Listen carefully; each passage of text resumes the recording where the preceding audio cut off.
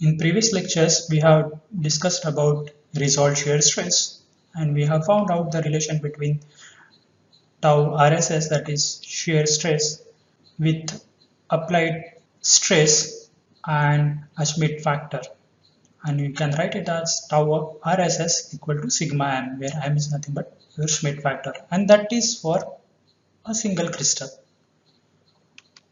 Similarly, you can write this relation for polycrystalline materials. That is tau RSS is equal to sigma m bar.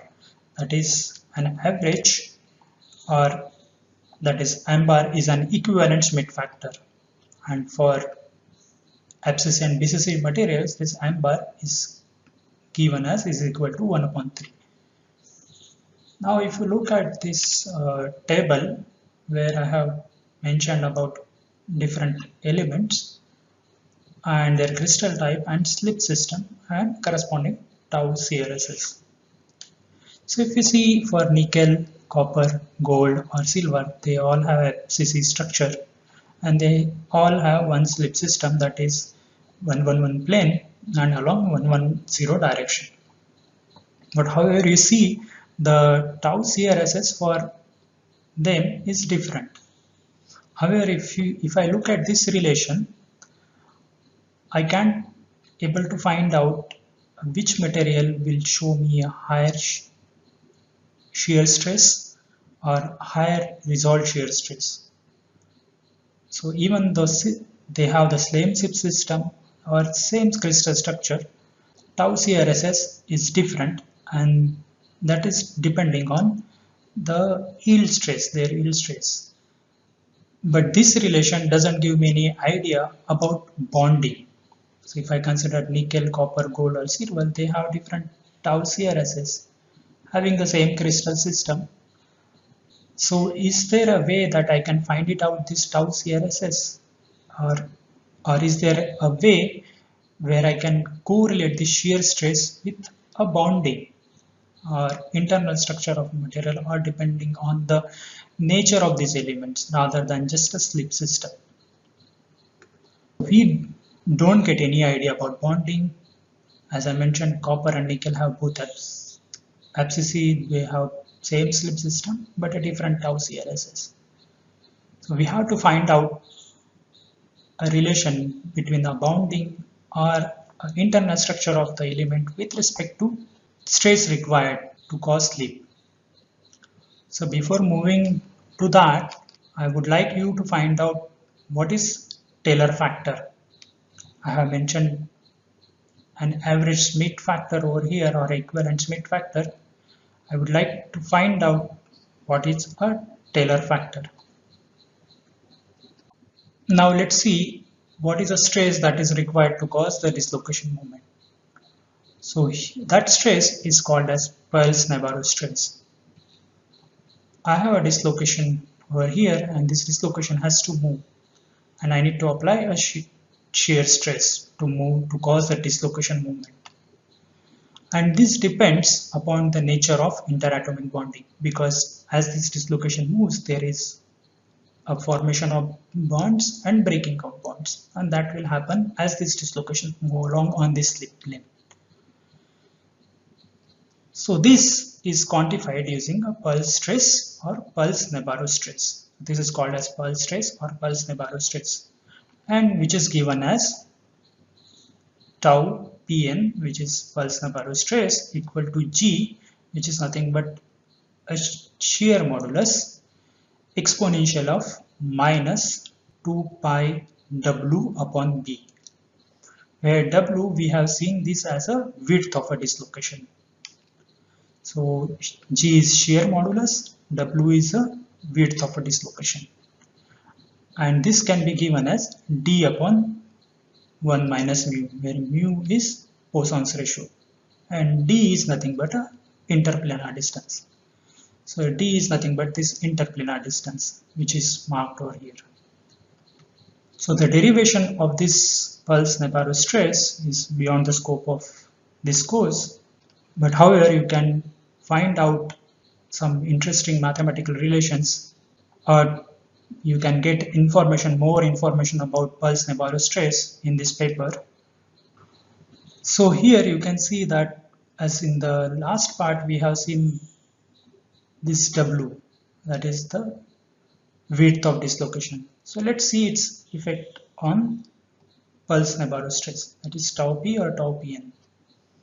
So where when I say W is 0, I have tau P as equal to G.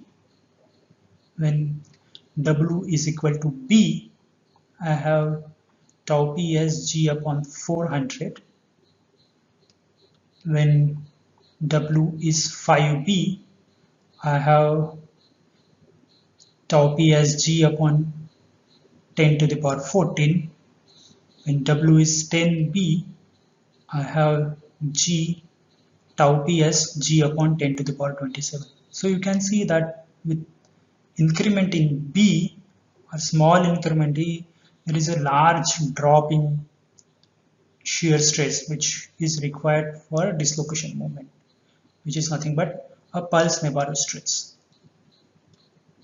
So what we can see that the dislocation glide occurs most easily in wide dislocations. So we have defined, let me write it over here, we have defined wide dislocations as to be greater than 5B and narrow dislocation 2 to 3B. That is what we have defined. So you can see from this table that when the dislocation is wide or it is greater than 5B, the G or the shear stress required to move the dislocation is reducing drastically. So that means the dislocation glide occurs most easily in wide dislocations. And these are found in simple metals with simple closed packed crystal structures. Hence these materials are ductile. So when we have a closed packed structure, this W, that is width of dislocation, is wide, and that is why they are ductile. In case of ceramics, you can see that this width of dislocation is less than 2 or 2 to 3B, which B is nothing but a Burgess vector, and thus the ceramics are hard and brittle. And the large interplanar distance leads to easy slip. We'll be looking at this point in the coming slide. So we have tau Pn, that is Peierls Nabarro stress, which is given as G exponential of minus 2 pi W upon B, and where W, that is the width of dislocation, is D, which is interplanar distance, upon 1 minus mu, where mu is Poisson's ratio. So you can see here that when A increases, or here I can write it as, let me write it down, for a simple or a cubic systems, you can see that T is equal to A upon under root of h square plus k square plus L square. So you can see that when A increases, or here let me write it down, or when D increases, the Peierls Nabarro stress decreases. Similarly, when B decreases, that is Burgess vector decreases, the Peierls Nabarro stress will decrease. So what is the implication of this? So when D increases, that is interplanar spacing, or the interplanar spacing increases, the Peierls Nabarro stress decreases, and when B, that is a Burgess vector, decreases, the Peierls Nabarro stress decreases. You can see from this relation. So the implication of these two observations is that when D increases, that means the interplanar spacing increases, and this is the interplanar spacing is maximum or is wide for a closed packed planes. which are widely spaced. And B, that is the Burgess vector, decreases, Peierls Nabarro stress decreases, and Burgess vector is shortest in close packed directions. So that means the slip occurs on close packed planes and close packed directions. This is an implication from this relation of Peierls Nabarro stress. Now let us look at the Burgess vector along which the slip occurs. So we have seen that in abscissa you have 111 as a closed packed plane and 110 as a closed packed direction. So this is 110 direction. This is a closed packed direction. So the shortest lattice translation is half 110. The Burgess vector will be a shortest lattice translation. Okay, that is half 110. Now what is lattice translation? That means this is a lattice point and this is a lattice point. And the shortest translation is from this position, from this lattice position to another lattice position. That is called as the shortest or the lattice translation. And this is the shortest lattice translation. So this is half 110 and that is nothing but our Burgess vector, half 110. In case of BCC, you have 111 as a closed packed direction and the shortest lattice translation is half 111. Now I defined as lattice translation as from one lattice point to another lattice point.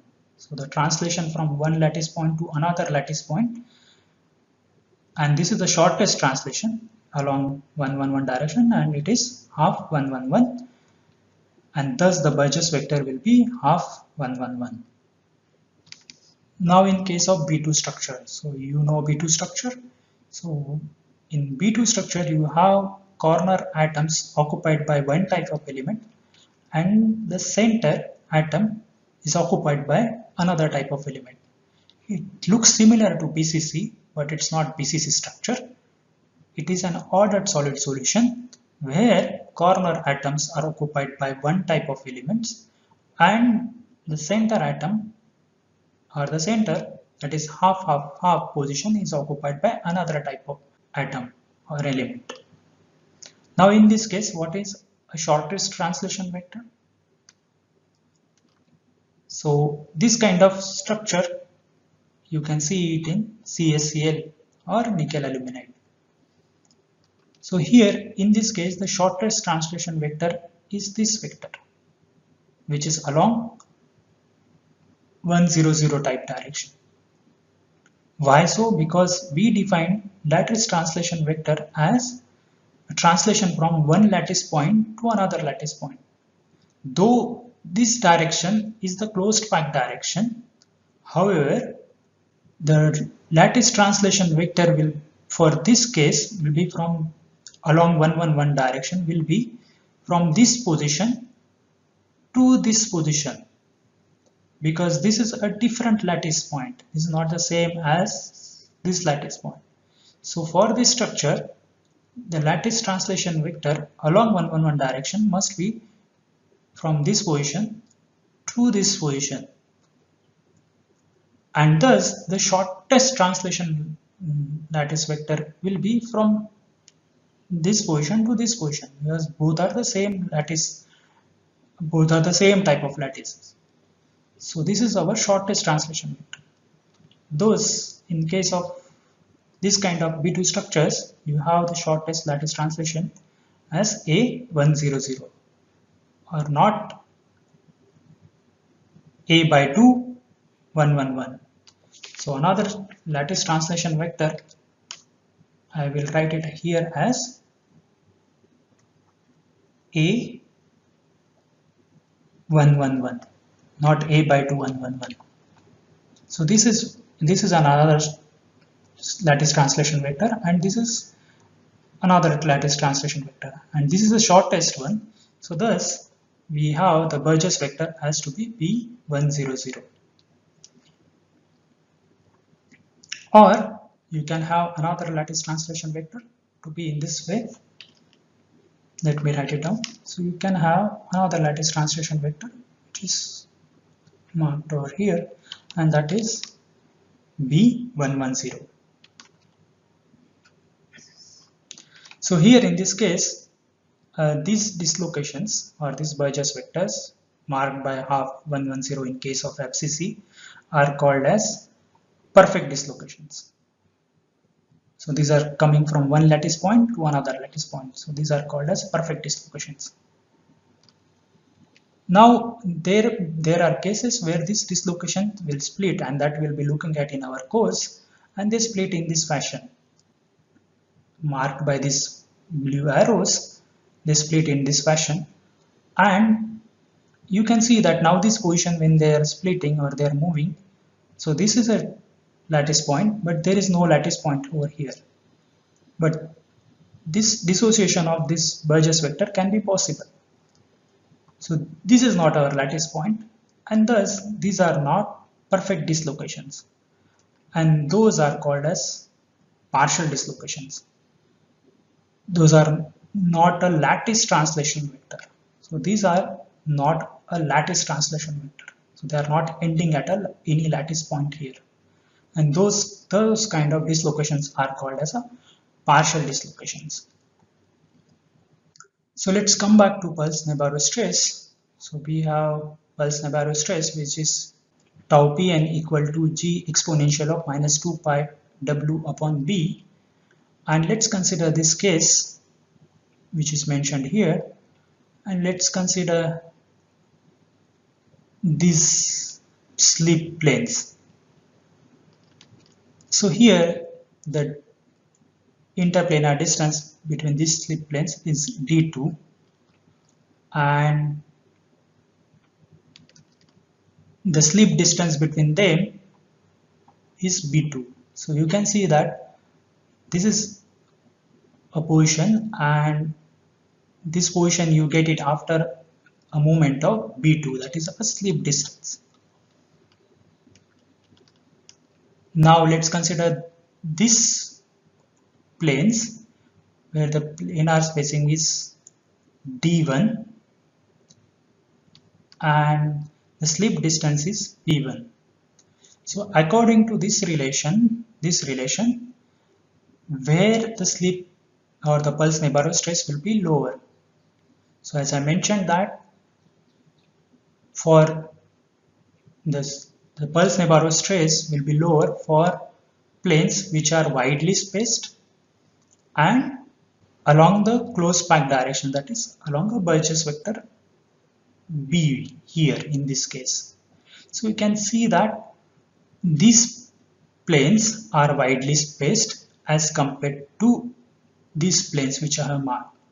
So in this scenario, the slip will occur on these planes which are widely spaced, and you can see the Burgess vector, that is b, is small over here as compared to Burgess vector which is b2 in this case, which is much larger than the Burgess vector b1, and thus the slip will occur, or the shear stress required to cross slip on these planes will be much smaller as compared to on these planes. So you can say that the d, that is interplanar spacing, that is a upon under root of h square plus k square plus l square, where h, k, l are Wheeler indices, and you can find it out that the d spacing will be wide for a close packed planes. Thus the slip will prefer on the close packed planes because they are widely spaced. Now let's consider the effect of width of a dislocation, which I have mentioned earlier. Let us write it here also. So width, it is wide when the width is greater than 5b, and it is narrow when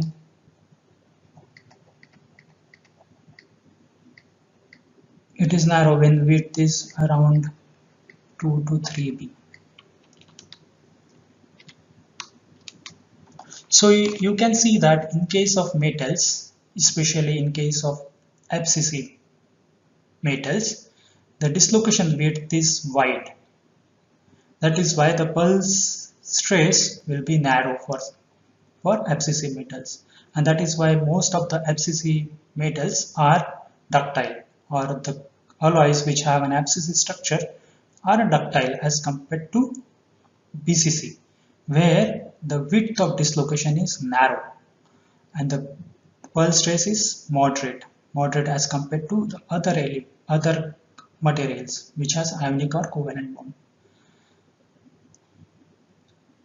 Now, in case of ceramics, let's consider if they have an ionic bonding, the dislocation width is narrow and the pulse stress is large. And if the bonding is covalent, the dislocation width is very narrow and thus the pulse stress or Peierls Nabarro stress is very large. So I'm writing here, this is Peierls Nabarro stress. So we have materials, metals and ceramics, depending on their crystal type and based on the width of dislocation, we can figure it out what can be the pulse stress required to move the dislocation. And important point here is that the yield strength temperature sensitivity. That means the variation of yield strength with respect to temperature. And you can see that for FCC materials, the dislocation width is wide, and thus when I decrease or increase the temperature, there is not much effect on the pulse stress. However, in case of BCC or ceramics, let's say in case of ceramics, let me write it down, as I go towards melting point, the width of dislocation increases and thus the yield strength will drop down. However, in case of BCC, as I decrease the temperature, the width of dislocation again decreases and yield strength increases rapidly, or it becomes brittle. So that's an importance of dislocation width, and that we can understand the stress required to move dislocation or to cause slip using a Peierls Nabarro stress. With this, I will stop here.